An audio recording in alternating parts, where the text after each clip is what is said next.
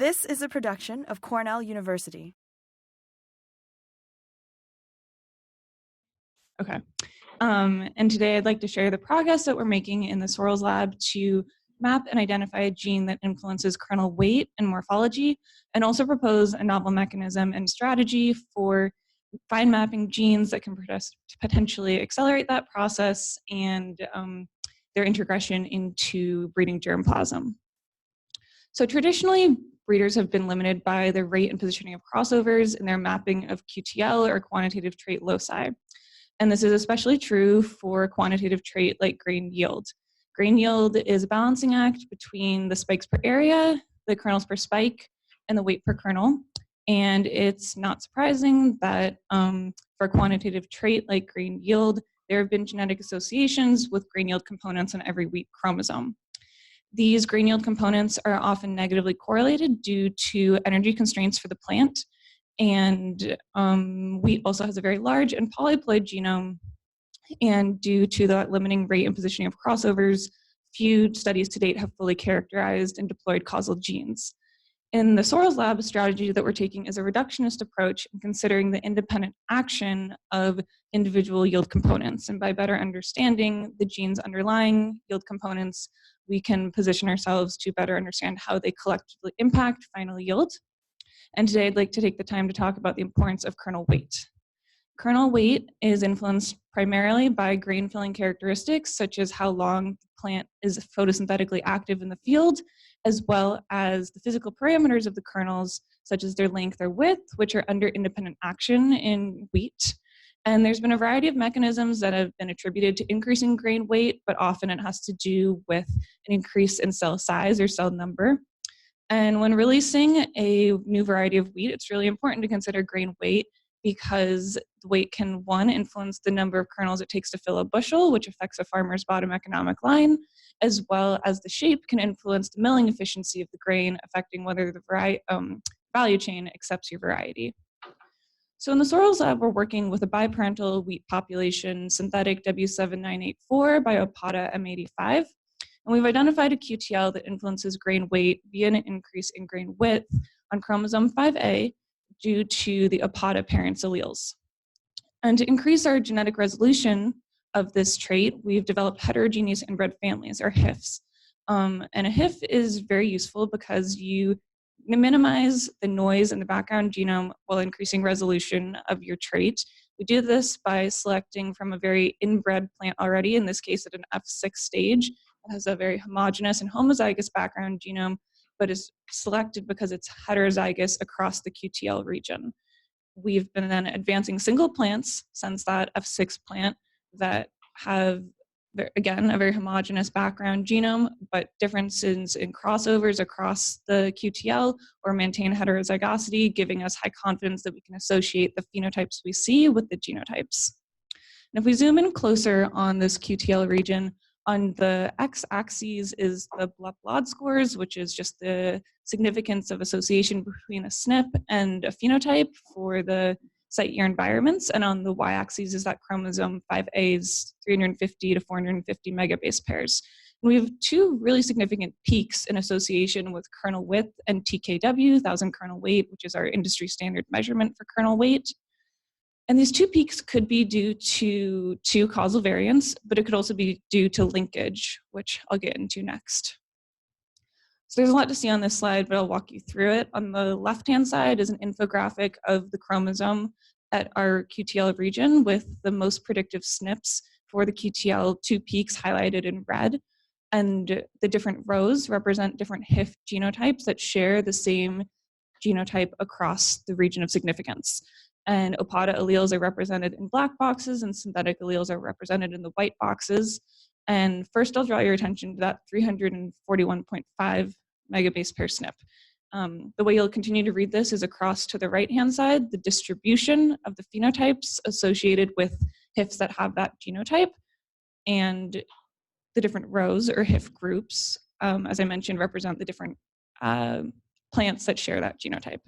We see at the first QTL peak at 341.5 megabase pairs a really consistent association between the presence of the Opata allele and larger 1,000 kernel weight phenotypes and the presence of the synthetic allele and smaller 1,000 kernel weight phenotypes. If you move across and look at that second QTL peak with the markers from 378 to 385 megabase pairs, there's less consistent association between which parent is associated with a greater 1,000 kernel weight, which is problematic for our fine mapping. So we could go with the story that there's two causal variants represented by these red asterisks that are notably, though, every HIF plant that has the red asterisk has the same OPATA allele under both peaks or the same synthetic alleles under both peaks, so that technically they could be linked. The second option is a story that's told by two HIF groups highlighted in green. One, at group 1 has the OPATA allele under that first peak, which we know is associated with a greater 1,000 kernel weight, and then the synthetic allele under the second peak, which we would expect to have a smaller 1,000 kernel weight, but we see phenotypically 1,000 kernel weight that's similar to the groups that have OPATA under both peaks. Same for group 8, synthetic allele under the first peak, we'd expect a smaller phenotype, OPATA allele under the second peak, but we get a more of a synthetic-like phenotype for groups that have synthetic under both peaks. Now, we can look across online references and gene annotations and previous existing expression studies to narrow our candidate gene list, but it's going to require our own gene expression study to confidently understand that interaction between the two peaks. So this summer, I conducted a days post-anthesis grain morphology test, which is basically tracking grain development over time to better understand when this difference in kernel width and weight is expressed. And I worked with 10 different HIF genotypes that either had the positive or the negative causal variant and tagged all of the spikes that were included in this experiment at anthesis or 0 days post-anthesis, and then returned to the field at their respective 4, 10, 16, and 22 days to measure the developing grain. And I worked with 2 replicates of heteros for every genotype, and we took 10 spikes for every sample time point. And then 10 kernels were taken from the spike specifically at the center where they're pollinated first and measured their width, fresh, and dry weight. And you can see here on the x-axis the days post-anthesis starting at 0 out to 22 for our last time point, and the respective phenotype on the y-axis, here kernel width, and the HIF plants that have the positive causal variant are represented in dark blue, and HIF plants with the negative causal variant are in aqua. And you can see that as the grain development progresses, we have a spread in those phenotypes for the 2 genotypes. Same for fresh weight, which we know is highly correlated with our kernel width in this population, and it persists when the kernels are dried. Clearly, something is going on in our population in Ithaca, New York during 10 to 16 days post-anthesis that's driving this difference in phenotype for our 2 positive and not negative causal variant genotypes, giving us a really high confidence window of when we need to do our grain tissue sampling for gene expression. And it's also worth noting that these plants had no difference in grain fill duration, suggesting that the gene was probably going to influence cell division rates rather than cell duration, duration of cell division. If we return to this infographic, though, if we wanted to confidently narrow our candidate gene list, it would require a crossover event between the QTL peaks or within them, which we know is quite resource intensive and time intensive. And our attention as such has turned to genome editing strategies. It's a longstanding goal of breeders and geneticists to manipulate recombination and crossover frequency. And with the advent of DNA targeting tools, this is becoming increasingly applicable. We're terming this methodology controlled recombination, and I think it's incredibly fascinating. We should be able to tether a deactivated Cas9 to SPO11, which is a protein that catalyzes double-stranded breaks during meiosis, to target those double-stranded breaks in a heterozygous background of our QTL. So some of those double-stranded breaks will be repaired as a crossover, and we can recreate a fine mapping population or develop a new fine mapping population with far fewer plants and far fewer generations. I'm in the early stages of developing the protocols for targeted or guided recombination, controlled recombination in wheat, but I'm motivated by the many applications we see across the breeding cycle. First, in pre-breeding, we've already discussed the importance of accelerating gene identification, but this can also be useful for creating finer introgressions with wild germplasm. Parent selection is a critical decision for breeders, and controlled recombination can help with identifying optimal haplotypes and introducing those into the breeding germplasm.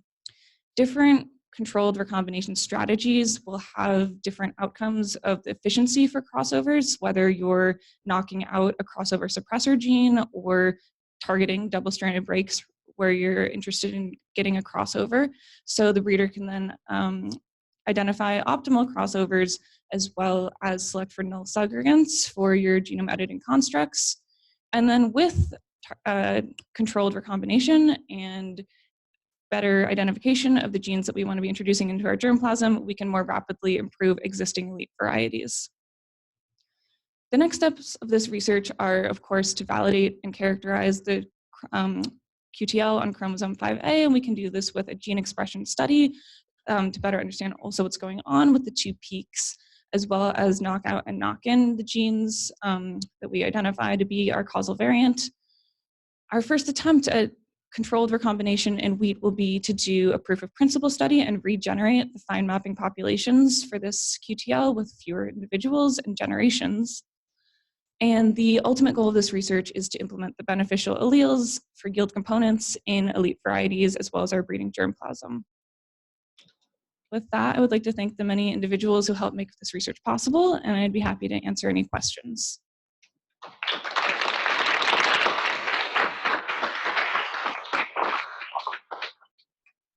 Yeah, we got time for a few questions, so. Yes. Have you looked into studies, ways to The question was if we've looked into epistasis between the two QTL peaks. That's a great question. This was a recent discovery of the two QTL peaks, so it's something that's on our to-do list. Yeah, Nick?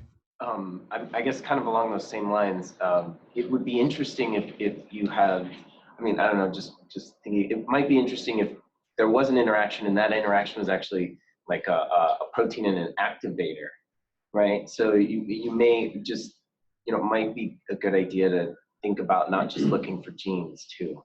Yeah, I don't think the question was in a proposal that maybe there's something beyond just two genes in this region and they have an interaction. And yeah, I think we need to keep an open mind about what might be going on because it's pretty interesting that we saw two peaks once we got a better recombination event that helped us zoom in. Any other questions? We got time for. Yes, Kevin. So we actually how would that affect your CRISPR strategy? Is one of the subgenomes dominant for the trait? Or?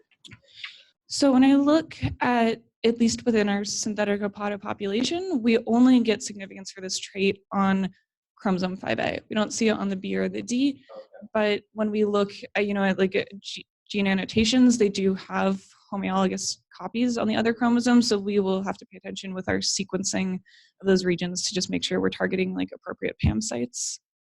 Yeah. Yes? Can you say a little bit more about how it's going with in other systems with that targeted combination? Yeah, it's primary. So the seminal studies are really in yeast. It has had recent success in tomato, and it was actually targeting somatic cells, and that was probably the most breeding applied success because they were targeting a color for fruit or fruit color gene, and that's something we'd be interested in as breeders. A lot of the other studies, though, are more trying to translate recombination in yeast or Arabidopsis to crop species. So I actually wrote a review of this. It's in peer review with Trends in Plant Sciences, so keep an eye out, and there'll be a lot of info in that. Yeah, thank you. All right, thank you. All right, thanks everybody. Another round of applause for Ellie. This has been a production of Cornell University, on the web at cornell.edu.